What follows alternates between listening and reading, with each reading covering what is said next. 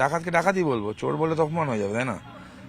অভিষেকের ব্যবস্থাগুলো দেখতো, নর্থ 24 পরগনাস কন্ট্রোল করতো, ওর গাড়ি করে টাকা আসতো, পুরুলিয়া গাড়ি প্রায় যেত, সেখান থেকে কয়লা বালির টাকা ওখান থেকে ঢুকতো, চুরির টাকাগুলো ঢুকতো ওখান থেকে, এবং ওভারঅল এই ইস্যুগুলো ছিল।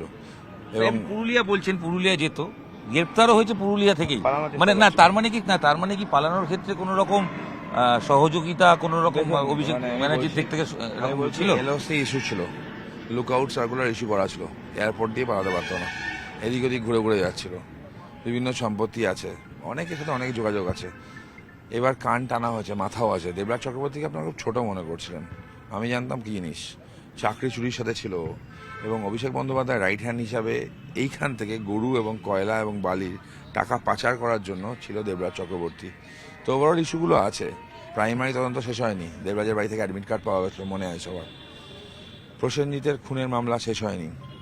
একই সাথে ইডির কাছেও কমপ্লেনটা আমি করেছিলাম, I guess ED will take over, কারণ এই চুরির সম্পত্তি, এই তোর বাড়ি, এই চোরের বাড়ি, এগুলো চোরের বাড়ি বিক্রি করে টাকা মানুষের মধ্যে বিলিয়ে দেওয়া উচিত, মানুষের উন্নয়নের কাজে লাগানো উচিত।